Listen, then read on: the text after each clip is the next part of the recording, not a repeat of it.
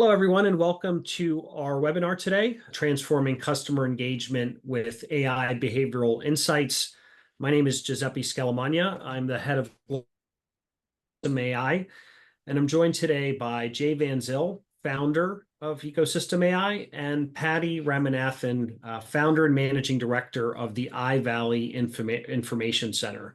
So before we dive into the topic at hand, I'm just going to ask our guests, starting with Jay, to give a brief intro of who they are, and then we're going to dive right into the conversation for today. Jay? Thanks, Giuseppe. Yeah, my name's Jay.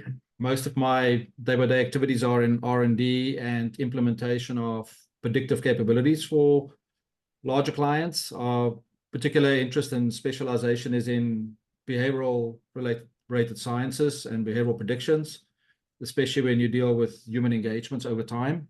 And as we talk through today, I'll provide more detail on what that means and where that fits. But basically, looking after the R&D and the product side of the business. Patty? Thank you, Jay, and Giuseppe and the ecosystem.AI team. Pleasure to be here and talk about the topic today. I've known Jay for a long time. I believe that he's one of the smartest guys I know. So thank you. It's great to be in the webinar with you.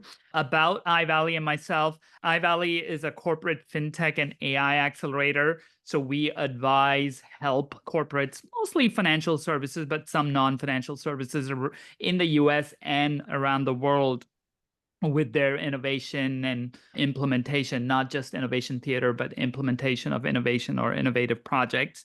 As a couple of other side roles, I do invest in startups because I see a lot of them as part of the accelerator work, and I've invested in a few fintech and AI startups. And I also host a podcast and write. It's FinTech Talk, and I interview smart folks like Jay and others, and we talk about AI and fintech and other things that are changing the world. Great, thanks, Pat. Again, and give you a little more expanded view. So as head of global strategy at Ecosystem, I am forging a path into new marketplaces, specifically here in the US as a starting point, so that we can introduce what we believe are some compelling, very effective technologies, all within the AI sphere, but not just in generative, although that is a big focus of what I do personally, and certainly a focus for Ecosystem. We are well aware of the broader world of AI, of which generative is a small subset. And so we think there's great opportunity to leverage this comprehensive view of AI to obtain business value going forward. So let's get started on the topic here. Jay, I'm going to start with you. The title of our webinar today talks about behavioral insights and using AI for that purpose. So help us understand that. How are AI and behavior related in terms of a business setting? Yeah, I think maybe just a background note to, if you think about how AI models are trained and the process that you go through to produce something that is going to be usable by a target audience, the parts that have become publicly quite popular, if you think of language models or image generation or sound, is that you deal with some kind of finite set of data points at a point in time that you then freeze a model about the existence in time, and then you use various other techniques and technologies to bring the most current facts to the fore. And nowhere in that construct can you capture Giuseppe's personality or Jay's personality or Patty's and how they conduct their lives on a day-by-day basis, and how every single human on the planet is seen as an independent entity performing financial transactions and the like. So we believe that there's a problem to be solved here, and that is that the future of you servicing me better is a one where you understand my behaviors and my degrees of novelty, my degrees of risk that I'm willing to take, and various other behaviors that I can extract from various types of evidence. And that evidence lies in a bank's data and in areas where we found it. So that maybe is a longer answer, but I think that we believe that behavioral problem is something really worth working at. And yeah, it's basically a journey to find out, can you extract behavior from these various sources? Yeah, so just go ahead, Patty. If I can interject, Giuseppe, yeah. find that very fascinating. And one of the things that, as more on AI investment thesis, we look at is the hyper personalization at scale, the capability of generative AI, especially to hyper personalize at scale, right? And a good way to explain that is a Netflix example, right? Netflix today in the entertainment sector collects a lot of things about you, your persona, and which shows you watch, which shows you liked, and then recommends what you will like, right? We believe the next generation of Netflix is like a fictitious name, Genflix, which will not only track all that, but generate the show for you on the fly, right? So think about that. Not a pre-done show, but it'll generate the show on the fly. So maybe question to you and Jay, like the behavior analytics or behavioral kind of description you're talking about, can that kind of go into that hyper-personalization in kind of corporate and say banking experiences? Is that kind of where you're going? Yeah, no, that's a good question. And I'll partially answer it, but use it as an opportunity to redirect to our expert, Jay, who's didn't mention in his intro that he's a computational social scientist and data science wizard, among other things. That is a profound question. Going back to your Netflix example, where would you even start to understand? It's one thing to collect information on, I like this show and I didn't like that show, and use that as the basis of some sort of evidence to then formulate recommendations. And we know Netflix has been extremely successful using that. And not only Netflix, Spotify does it with music, TikTok with social media. If we were to pursue this, even your example, or even in a banking setting like you're alluding to, how do you collect the evidence? Do we just scrape everybody's social media profiles and look for evidence that suggests something about their behavior? How do we even start to go about deconstructing this problem to come up with a data science solution or an AI related solution to it? Jay? I think that the way to look at it is that there was an era when we decided that if I'm going to get to know you, it's going to be people who look like you. That era was popularized by Amazon. And if you think about even the classical recommender systems that are available on your cloud stacks deal with matrix-based comparisons and the like. And it means that if Patty buys book A, then Jay will too, and so will Giuseppe, is the era that became out of. The era after that started looking about, hang on, don't we see that the behaviors themselves, if you search for certain things in a certain way and you keep on participating in certain conversations in certain categories, I can take other bits of evidence, data evidence, to add it to what I'm going to learn about you and then recommend something to you. And that means that a new dimension was born that essentially show that you can extract the data, human behavior from the data. I can see your levels of anxiety and how often you scroll and the fact that you can't make decisions. You got decision fatigue. And if you look at the Netflix example, and you can pick it up from the data itself.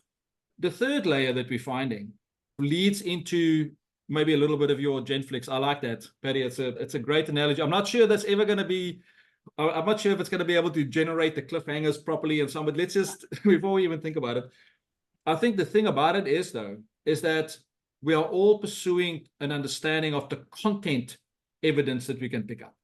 And that's why if you look at like the TikTok or the Spotify examples, what makes Spotify interesting compared to many other companies is that your listening preferences is nothing to do with Patty's listening preferences. Like mine has got nothing to do with yours. I might like a genre that you will never listen to, or a style of music when I'm running on a treadmill or I'm out driving down a motorway.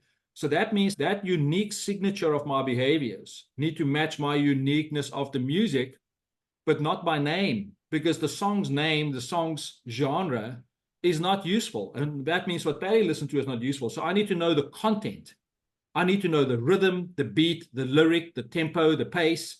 And I must be able to extract that reliably from that source to understand the content. So what we now are reasoning is saying, where is the behavior coming from? What is the content of the behavior? Unless I have a neural link to you or something, that is not going to happen as you incorporate anytime soon.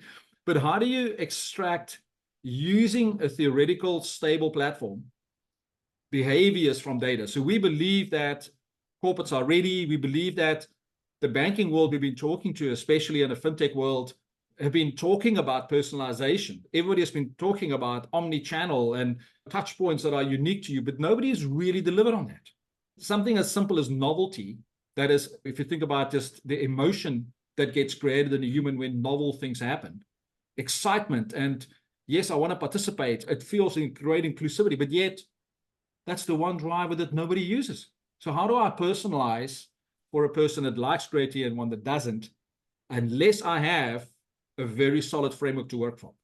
Because I don't want it to do it just at random. It must be quite specific to you. So that's why I think that this content era that we're in now, learning more and more about the content of interactions is probably one of the big waves of changes that we see. Yeah. So if we were to think about categories of evidence that are content oriented or rich enough to extract these insights, give me some here. Where do we even start? I think maybe I'll get going. I want Patty maybe to give a glimpse of some of the companies that we've spoken to over time that categorize people's lives in financial services, and their attempt to do it without rules, but to do it with models. Yeah, so let's start there, Patty. Yeah, what's maybe being that's done a way currently? What's being done currently in this vein?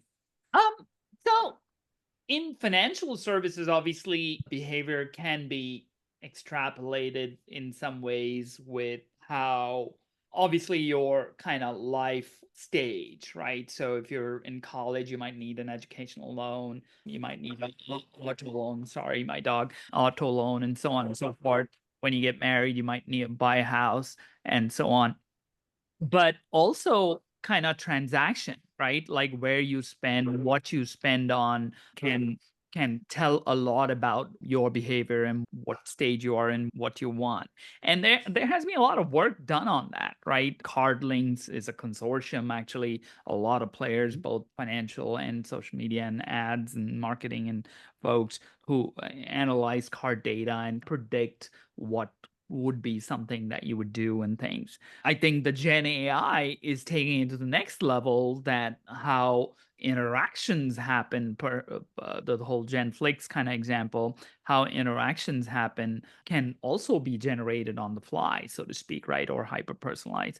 So I think there's a spectrum of things that has been done and are being done, but I'm curious to see where you think that the next big opportunities are.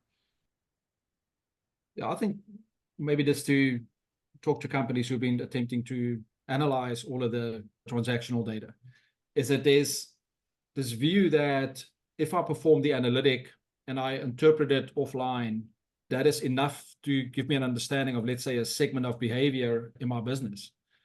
The way we found banks, and especially if you speak to the quantitative analysts or the people who are going to decide how to get to a particular group of customers through any kind of MarTech-based campaign, can you reliably categorize the behaviors that sit within a certain group of people that you know that is repeatable? And can you then access these scores pretty close to the person's shifting in behaviors? If the person is on their way to Las Vegas and you can see where the purchases are going, it means that the categories shift, and there has to be a human journey that is understood to figure out what bits of evidence will give you enough to then deal with that particular human. So the problem that we've encountered is that we measure information entropy, that at the heart of it, this says this: have I collected enough evidence about the behaviors that you've exhibited in your financial transactions over time for me to make a reliable prediction on the back of that? So we found that this pre-stage in offline models is never really discussed, because you take a data set, and let's say it's a supervised training model, you put it all in base and you train it, and you'll figure out if that customer is going to get involved in some kind of travel activity or not, or whatever the reason is that you're training the model for, where in actual fact, the models need to converge in real time. It needs to converge based on fairly recent and immediate actions to make it really useful from a personalization point of view. So we're just seeing that these shifts in the personalization, depending on which companies are looking at which parts of the data, we still see that as an open problem. Okay, so I'm not sure in the startup world we've been tracking. We found that MasterCard has got a program internally that they're running, and Visa is running their own card analytics programs, but very few of those deal with how can a bank service a customer. Let's say that they're on the phone. In the phone conversation, can you provide a cue to that agent to say that this person is an experiential personality? Experiential means that they spend a lot on travel and outgoing things. And that means if you want to speak to them about their future, they probably will be interested. If you speak to them about an immediate investment, they might not be interested. The next customer phones in, and they are highly intentional. They phone in, they say, please help me with this. There's no chatter, there's no options. Recommendation comes to the agent. This is an intentional customer. Speak to them about the facts only. Give them the numbers. Don't get about the detail. Only then at the end, ask them if they want something else. That's just a rude example. But I think that inbound, outbound human engagement model, obviously enabling it with generative, because you want to make the interface easily accessible, especially for people who can ask questions on the fly. We kind of see that a lot of this behavioral activity might end up on those platforms, not necessarily on, that means inside the bank or the bank's employee or the bank's customer, where a lot of the companies who are performing or accessing the transactional data for analytic is doing it for looking backwards. Not many of them look in the moment, looking forwards. So how can I predict your next best action or your next best transaction, and then have a partner, let's say a Nike shoe company that I know that you're buying shoes next, I'll send you an advert for a shoe inside your app, like what's happened with, if you look at Chase's new app, they will get your adverts, or even Capital One, you've got your product partnerships, so that you can integrate those different ecosystems. Yeah, no, this is huge. Meaning, I think there's the wow aspect of it that, like, depending on your preferences and behavior, your bank or your kind of vendor seems to know you. So that's a wow. But then the persuasion domain, right? So I'd be more persuaded if somebody's addressing my needs. So I think this is huge. I think everyone should take a look at what you're doing here and how that can be integrated into the different channels. Like you took the phone channel, but could be the online channel, mobile channel, like in-store channels, and they could all be valuable insights. So I'm gonna, maybe just a quick question, Patty, and then maybe we can all discuss this. And then I saw that maybe we should ask attendees if they want to ask questions, they can maybe pop it in the chat, and then we can answer some of those, especially for the second half of this conversation. So the whole, maybe I don't want to get too technical, but if you think of this challenge with the different business models, because I think that's what many companies are grappling with, both if you're a fintech or a finance company, you want to gain access to a particular technology, or you're a technology provider and you want to sell it in some way to make sure that you can pay for your R&D and all the other things that come with you being a successful product business. But the models are confusing depending on the size of the enterprise, because at the moment, what's happened is that something like ChatGPT has been popularized because it's basically sitting in the same space now as Google search, or something that has been widely accessible. So that means you definitely want a software as a service model. So you sign up, even if you are an employee of a bank or any other company, you sign up, you pay your $20 a month, you can use the service, and you make sure that you don't use anything private on there. You can maybe, but that means that's purely that way of engaging outwards with a service. What we see is that most companies want this platform as a service. They want to be able to access broad spectrum behavioral data and maybe try out different options because it's sitting within their own environment. But do you see that in the fintech world, these business models seem to compete with each other from time to time? Yeah. So one of the things when we talk about in our executive briefing about AI, just stepping back from your question as to there's a lot of noise, a lot of things happening in generative AI. There's ChatGPT, there's Llama 3, the open source, the closed source, and all, like a plethora of companies that are getting funded, right? So how do you make sense? What do you work on, right? So we have a kind of a simplistic 4-tier framework, say for an enterprise or even a startup trying to get into AI and leveraging AI for their own business. So at the kind of the bottom level, yeah, you start using ChatGPT for copywriting, or use copilots for generating code or designs and stuff like. So start using AI tools. That's at the base level. It'll create some efficiency, productivity, and things like that.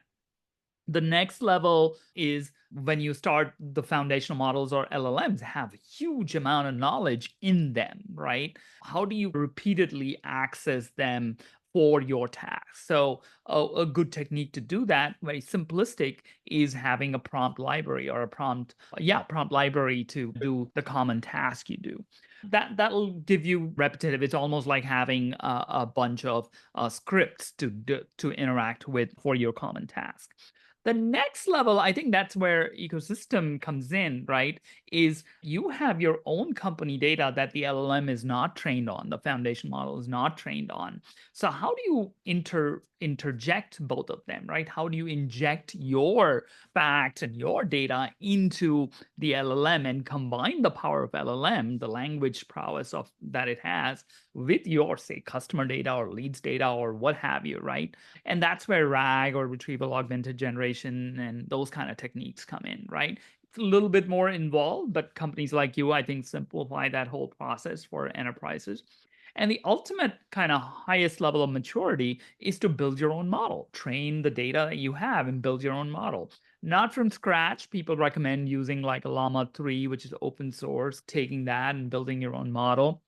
And also the agentic architecture, right? Like AI today is just very specific one task, right? But AI tomorrow will be more general purpose, right? You might tell an agent, here's my problem, go figure it out. And that agent might look at different foundational models and scope it out and work with the different foundational models and get your work done, right? That ultimately is what the future is. I think going back to your question, depending on where the maturity of the organization is, what their specific problem is, any of these kind of items from the menu can be used. But I'm curious how you could kind of ecosystem can help companies in the journey as well. If I could add a couple of derivative insights, and I just go back and articulate a little bit more clearly, what Jay was talking about before, this idea of using transactions as evidence of behavior, and then using that data to train a model that results in personality scores for a given set of customers, right? That is, in fact, the spending personality model that Jay and the rest of the team have now developed. And where it intersects with what you're talking about, Patty, is this idea of using a model as a service, or taking something off the shelf that has already worked out all of the issues and gone through the pains and painstaking process of getting something that actually works. Just the same as in today's day and age, you could certainly try to train your own foundation model for language, but why bother, right? We know the metrics now on the cost and the compute level involved. And I think similarly, and this will in fact extend to other types of models, as we start to look at other things that AI could be applied to, similar. I think there is a case to be made to go and seek out the best in class type of model for my given capability. And altogether, again, looping back to what you're talking about, into these agentic style orientations. And really, the agentic mindset is useful for having a design pattern to model the work that needs to be done. And we've actually done some work on articulating this, because right now there is not a very good framework out there. There are a number of them, and they're all fairly good, but no one really anchored off of the generative capability yet. And that's what's changed dramatically, is this ability for an agent to have broad knowledge. And the case you explained, here's my problem, go figure it out. You need a foundation model. You need to contextualize these things. But then bleeding into what we were talking about before, and now what do you do next? What's the next action for the agent?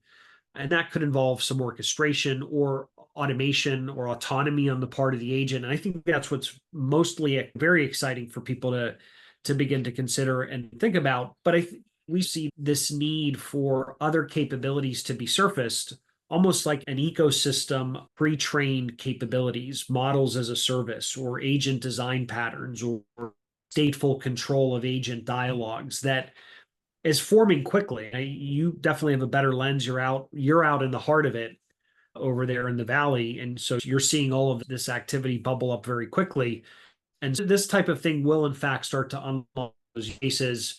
and allow us to obtain hyper-personalization. That's a long-tailed spectrum. You could very much go to fanciful cases when you think about what's possible. And obviously we have to do that step by step. Jay, did you have, I think you had some thoughts along these lines. Yeah, and I think that if you just take a step back on how models get trained in the first place, and then display it back into why something like our personality algorithms exist as self-standing first-class kind of models, is that in a kind of base behaviors or base ways in which we speak about people or do whatever it is that we do on our public technologies, we conglomerate everything into the same pool in a context of generative models. Each word gets given a token, and by the time it deals with the encoding and it figures out the patterns of the conversations, it sits in a latent space, and the generative layer will then expose it. So we know that what made generative novel is the fact that the output looks like the input, but the output never knows where the input comes from, because it's inherent in how the model gets trained that you lose any evidence of its origin. So that means that the novelty of linguistic generation is what really captured the imagination of people. But it doesn't take, and it doesn't give you a solution. If you want to know anything about my credit scores or actual factual data points about my existence, and that in relation to what I want to do in my future, it doesn't have that understanding. So you still need, and we believe, these different classes of models. You need models that are linguistically trained and can help you with dealing with those issues. And you need separate models and separate approaches to deal with like laws of physics, the laws of finance, the laws of that. We do this exercise that is actually quite a fun exercise to do, is to ask any language model, and we now checked it across a couple, they all make exactly the same mistake. Ask it what the latest rendition is of the Fed's regulation on financial reporting. Because it doesn't understand latest, it doesn't understand time, it doesn't know how to add up. It just knows that it's been trained on data big enough to it so it can perform some of those functions. The fine-tuned models that were added for the chat layer have included now some of those capabilities, as we know, especially in the bigger models. But that still means that we really have to think about these things as different classes of problems that we're working on. In a behavioral space, if you think of when you engage on a digital channel and you're pretty anxious, you keep on clicking around and you're not finding what you're finding, and eventually you just shut it off. It's a set of deliberate actions on a piece of real estate that can be interpreted in a way that can be useful for then additional models to then make some kind of predictions on. So that means that if I were to predict, let's say, one of the cases we've readdressed is like the churn problem. And if you think of classically, churn is like data science 101. Anybody who's been through a data science course, who's done the capstone project, will do a churn project, because you work with the assumption that churn is a mathematical problem. Let me take all my customers over the last year, take the ones who stayed, the ones who left, tag it as a binomial, train a model, and give me a propensity score, and make sure that every time somebody wants to leave, I give them a free pen or whatever it might be. That's how the world is attempted to address this. We say, no, it's got nothing to do with mathematics initially. It's all got to do with the philosophy of money. It's got to do with the fact that if I've been spending consistently over periods of time on travel, and one day I stopped, can you make an assumption I'm not traveling? If I've been buying food consistently, and then all of a sudden I stop buying food, can you make an assumption I'm not eating? So what happens is that what we're seeing is that you need to interpret the life situation issues of humans, and then have a model that can provide you with some evidence. If I want to know if you're busy making decisions about changing, I will know it 3 months before you leave and start selling to you. So the purpose in our world of predicting churn, let's say, using a spend personality, is to turn the loss into an opportunity months before it actually takes place. Because we're keeping on drawing the lines further back, because we get to know the personalities that perform certain actions. Not just the fact that it is a binomial in a data science problem, or it's just a generic problem that I'm working on. It's something that's far more directed. So that's the thinking. Giuseppe, I know you might have a question, and I don't know if audience questions are there too, but I just thought of something. one of the things, like you mentioned about the Valley, right? One of the things that's happening here, like a lot of companies are getting funded in AI. And if you sift through that, it's agents and agents for customer service, agents for marketing, agents for sales, agents for tax preparation, agents even for relationship management, right? There's Mino. Actually, it was founded by the founder of Tinder, right? The ex-founder of Tinder. Mino is an AI agent, so to speak, that helps you with your relationship, right? You can talk to it and say, okay, what am I doing wrong and stuff like that. So there's a lot of these agents and they're getting funded, and there's some agent platforms, right? So you can use them, like an enterprise can use them to build. What I see with what you and Jay are saying is the service, the capability that you're building can plug in, because all these agents are very smart. They have all these other foundational model. The missing link is that personalization. Like, who is the kind of the other person or business in front of the agent? And Yes. if that agent knows that information, it would be super powerful. It would be like the best customer service agent that you speak to, who's empathetic to your cause and stuff like that, rather than just being very efficient, right? Agents are very efficient. They know, oh, he has this problem, so I have to go to this foundational model. But in addition, if they have what you are building, it would be awesome. Meaning, what do you think about this? Meaning, I think this could be like a huge opportunity. Yeah, no, I think, Jay, if you can demo, I think it's a really clear way to answer this, because I think we agree 100%. If you wanted to get to know all of your customers, let's pick a hypothetical bank. And I'm not talking now about the wealth segment where it's important, or the ultra high net worth, or any of those segments, but the rest of us, if you will. For the bank to get to know every single one of those customers on an intimate level, to the point where someone forms a view about this person's identity, but I'm not talking about identity indicia. Who is this person? What do they react to? What's their personality? What are their values? What drives them? What do they feel is important? You'd go out of business as a bank, right? It's just not a feasible activity. And so, to your point, if we're developing an agent and our threshold for success is to say, no, our agents will know our customers in a way that previously we didn't have the opportunity to do, because I had 10 million customers. I would like to do that, but I can't, right? It's not scalable. But now that we have this new technology, this new possibility to say, no, the agent could be deployed anywhere, right? It could live in any channel, in any medium. Should we use this opportunity for our agent to now move down that spectrum and say, no, let's get to know our customers a little bit better, because in doing so, they will be happier and they will be more satisfied. And as a business, we shouldn't be shy about it, we're going to be more profitable as a consequence of that.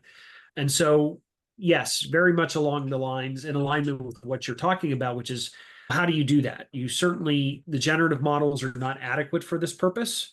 So you need more, and what more do you need? And so, what we're putting out there as a first step is, well, this personality model, the financial services institutions are a unique scenario, because spending cuts across all life activities, right? And so, whereas general psychographic type profiling would rely on interests and values, here I have objective evidence that cannot be manipulated a whole heck of a lot. If someone's spending money at Starbucks to get a coffee, that's what happened. There's no ambiguity to that data. Whereas on social media, I might elect to tweet or post about it on Instagram and say, here's my Starbucks today. I'm getting off on a good start. But tomorrow I might do something else and go to Dunkin' Donuts and buy a donut, but choose not to expose that to the world because I'm self-conscious about the fact that whatever it is. But to the point being that there's a curated component to the social media that's within our control and should be, whereas spending is this unambiguous pool of evidence to say, to Jay's point earlier, did you ate lunch? There's no, you're going to eat dinner, or tomorrow you're going to have to pay your mortgage. Those things are non-negotiable as part of living your life, and evidence that is indicative, but not manipulable in to a large degree. This does dovetail a tiny bit with a question we got here actually in the chat, where someone's asking about how these types of models, or how we would ensure that this type of artificial intelligence, these models do not ostracize an individual. Or, and it's a good question, what if you've painted someone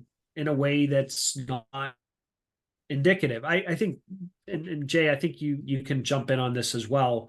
One thing to point out about how the spending personality model works is that there are 6 personalities: extrovert, introvert, industrious, intentional, experiential, and enthusiastic.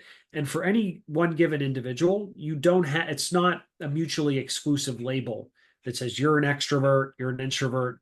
You effectively have a score. It's a spectrum across all of these.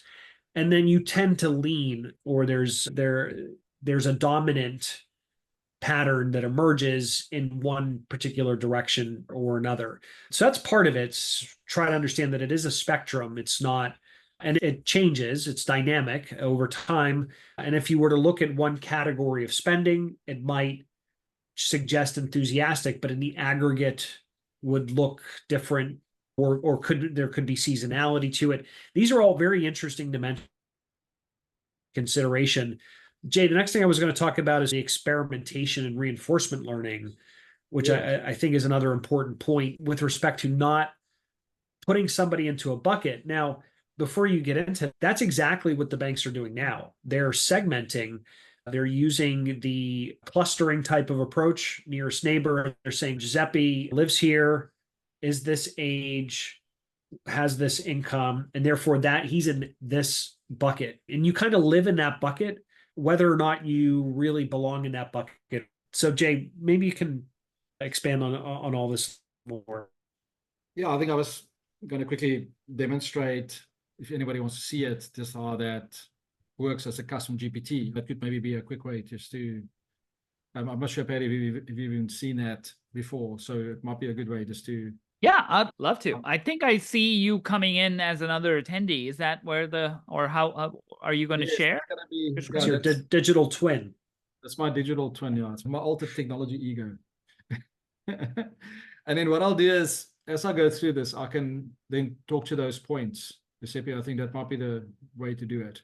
Yeah. So if you look at this is on, it's not a public GPT, but it's a custom GPT that is called Spended Money Personality. So it's essentially on OpenAI. You can go find this if you want to have a look at it.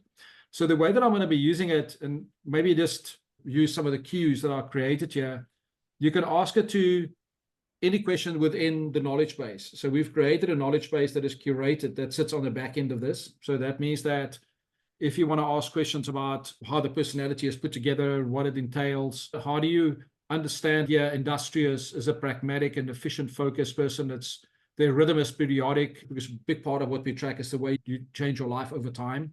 And it essentially explains all the theoretical and some of the background material to this. And what we find is that the more the analysts and the banking clients we've been talking to about this understand it, the more they'll feel comfortable. And I think the first thing that people normally do is test their own bank account.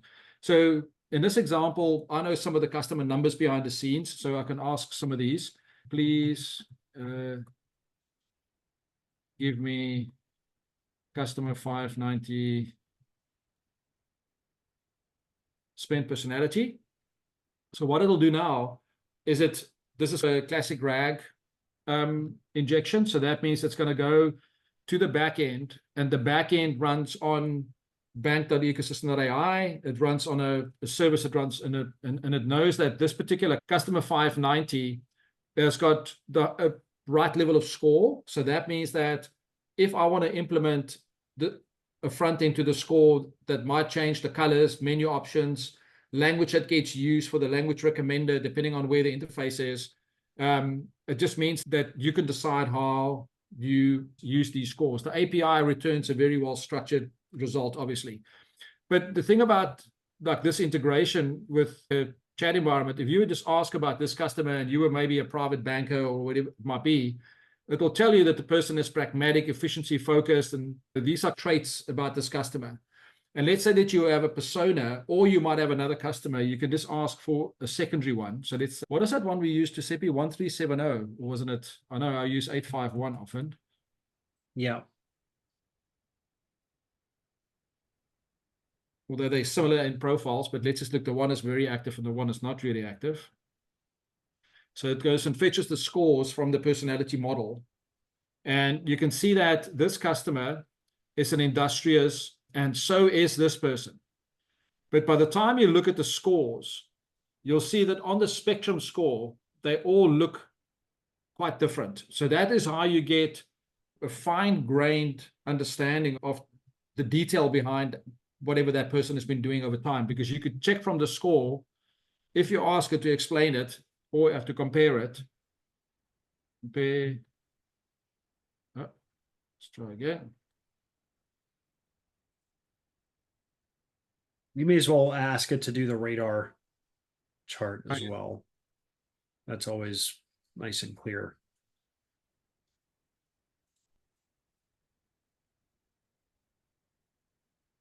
So the nice thing, obviously, is that it does the Python generation in line, and you can basically follow the model being generated or the data from the model being used to generate the graph for you. And the big thing here is that allowing a person to interpret these scores is probably not always going to be the most practical thing. We often see that these are set up on thresholds for communication. So yeah, we can see that this particular customer is far more intentional and introvert, even though their dominant personalities are the same. So what we see, that if you had to drive, let's say, a messaging campaign, and you wanted to use some of, these personality traits that you've learned where the person is strong or not, there's a message generator that can then generate linguistic options for you within that spectrum.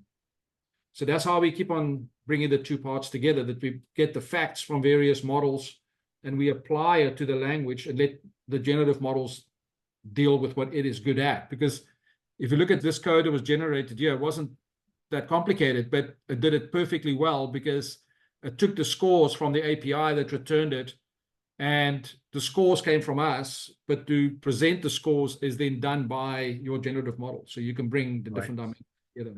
Which are exactly the agent type. This is an orchestration here.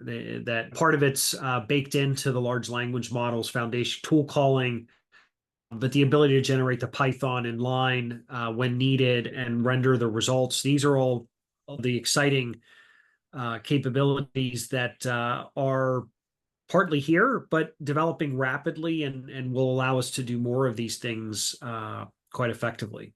Yeah. Yeah, and I think that's then bring it to the next step, is that if you take the vector stores and everything that sits behind the scenes plus the real-time calls, you can ask now questions around how can I improve the spending efficiency within the customers that I've already been dealing with, like in this example. And you'll find that these answers, the generative model is making it more linguistically understandable, but it comes from a fact base that we know that it worked as various actions in different banking settings. Yeah. Now, understandably, in a banking or heavily regulated setting, generating on the fly to the end customer is scary and not likely to be something that many firms venture into right out of the gate until there's some more stability and maturity around making sure that hallucinations are minimized and conversations are controlled and guardrails are in place. And that is taking time and effort to sort through that. But even taking a step back from that, a lot of organizations have chatbots where the conversation has been structured and designed. And even as it stands now, before we even get to the exciting stuff that we agree totally on the same page, that's coming and will be how these value gets really amped up here. But in a stateful conversation, if you knew that someone was intentional versus enthusiastic, you might elect not to bombard somebody with a bunch of offers at the end. Or the enthusiastic person, you might take that opportunity, even in a stateful conversation, to say, no, their conversation flow is going to potentially be different. And to the point that was made earlier, and if that doesn't work, then let me make sure that I've set up a component of experimentation and reinforcement learning in here so that if this person is not, if I keep doing the same thing and the person is not reactive, then something about their personality might not be completely captured. So let me make sure I learn about these interactions with this person so that it can inform my future models and how those are built to make these recommendations or guide the conversation in a specific way. Yeah, so that's why what we've done is we've essentially provide 3 base concepts that are implemented in 3 different model approaches. There's, on the one end, the model that is trained on your historical data that, depending on the entropy score, if we can extract your behavior from your spend, then it gets given, and then you train a model that is backward looking, and it's quite specific to a certain set of parameters and the like around how that gets done. And that's built into our kernel. That's essentially a computational social science model that implements the philosophy of money. That's what it is. That's like, I think for some people, unfortunately, when we explain that, I said to them, that's what you told somebody 20 years ago about large language models, and nobody understood that those words fit together. It's maybe the same way that you have to see that we extract in this behavior, but there is a model that's created that does that. The second part of it is that what Giuseppe was saying is that if let's say I don't trust myself, or I haven't calibrated the model, or I just want to run experiments, that is probably the 90% of the times what people normally use this for, you can set up a dynamic engagement capability that will reconverge the model in real time without taking any priors into account. So you could take priors, but in most cases, we start off to say, if I don't know if Patty is an introvert or an extrovert before I look at enthusiastic or any of the other kind of traits, why don't I first just check which one he is in a safe way? So you have a message recommender that is in a safe way going to determine, am I going to send Patty the extroverted model? That means that happy and you're going to feel great after this, and I'll send you the introverted model. So you'll save 10%, click here. So that means that you could, even if you are in a human sense of personality, not accurate, the trick is to be accurate in the context of your digital engagements, especially, or if it's human assisted, because you have a human that can interpret some of it. So that's why that dynamic capability to run experiments, A/B tests, multivariate tests, we've got a whole network switching engine that sits inside that can do all of that for you. There is a third option. And the third option is when you take your existing data, and let's say the model has been calibrated, and we use good old deep learning or an XGBoost type model of implementation, and we train that as the fallback for if I know nothing about you. So let's say that I don't want to run an experiment, and the moment you sign up with a bank, I've got zero understanding of you because I've got no history. The model will score against your demographic and your psychographic and your income levels and the like, against those features to make an assumption about your personality. So far, we've found that the models have been accurate enough because humans seem to change their behaviors all the time, and that scores on the spectrum keep on shifting. But you just want to have a starting point. So you can implement a cold start engagement with a model that is pre-prepared. So you don't have to wait this. So you can literally get going immediately as long as you got that model in place, and you can then roll it out. And then as you then collect evidence, the number one approach then kicks in again. That means the unique algorithm that's going to do the calculations for you. So yeah, so that's maybe just to elaborate on what Giuseppe was.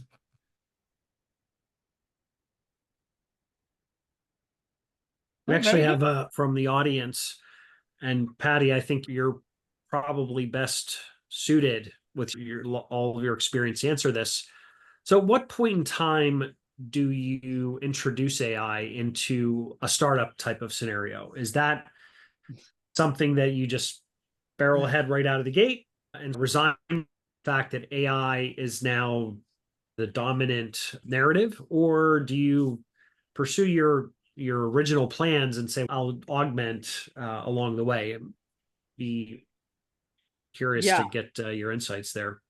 Yeah. Now, I think it's an interesting question, right? One of the things that's talked about loosely is that AI, especially copilots and agents, we could actually see 2-person startup unicorn, and unicorn like $1 billion valuation, right? Usually the leverage is number of employees, right? If a startup is 5 people, it will have a low valuation or starting off, but you get to $1 billion, you at least have 100, 200, 500 people, right? But now with this advent of AI agents and AI employees, so to speak, right? So you can have Devin, who's an AI software engineer, right? It's built by a company here. So what Devin can do is you can give Devin, which is an AI agent, actually, it has a fancy name. You can give him specification or give it specifications, and it'll generate code and test it and deliver software for you.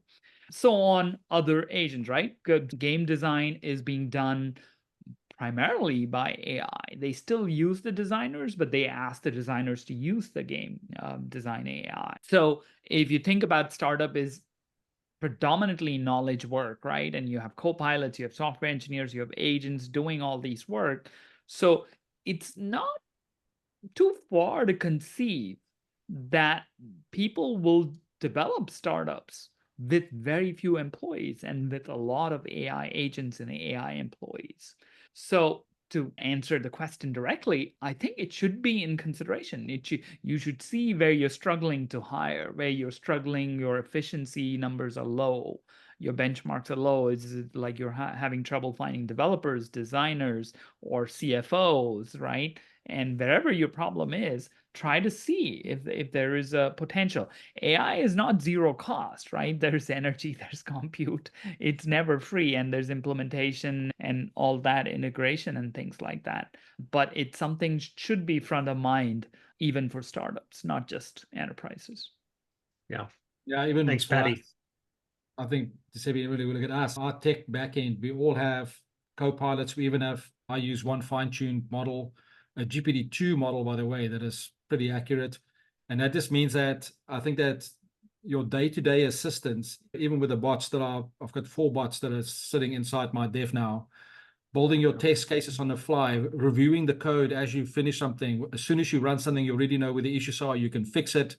And then immediately to tell it to create a scaffold for you on AWS and go spin it up as a cluster, and it does it all automatic now. So that means these very narrowly specialized tech usage roles, I think, are now almost entirely automated.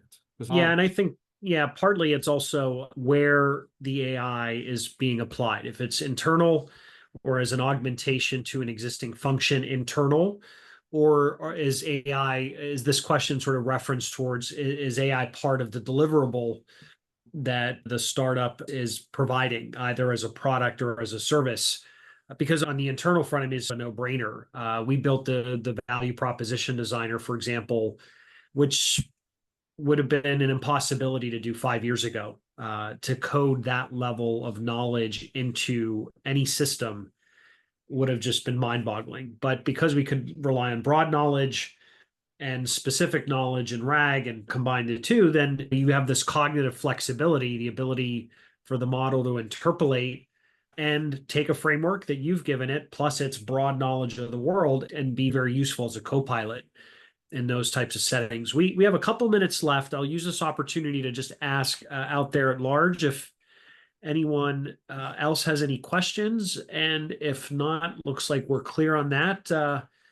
Jay, maybe start with you, and then Patty, closing thoughts. And Patty, you get the last word, because on some level, question is, are you convinced that what we talked about here as far as behavioral insights using AI holds any water, or is relevant to the situation? Sure. Yeah, I think Jay, you're going first. Yeah. all of us, isn't it? Is that, can we take the one dimension that at the moment we don't have a model for? The human psyche, the human intent, the human behavior. We only been looking at the various types of evidence. So that means the evidence of how you write, the evidence of how you spend, the evidence of what you listen to, the evidence of where you go shop, the evidence of where you decide to go on holiday. And at the moment, we believe that, especially in this immediate phase, there's a lot more that can be done by making that work. The part that is very tough to solve, because this human thing is so fluid in the broader spectrum of things. Yeah. Anyway, maybe that's just why we're looking. Yeah, in maybe 10, 20 seconds, behavioral insights is crucial in the human element form of servicing, right?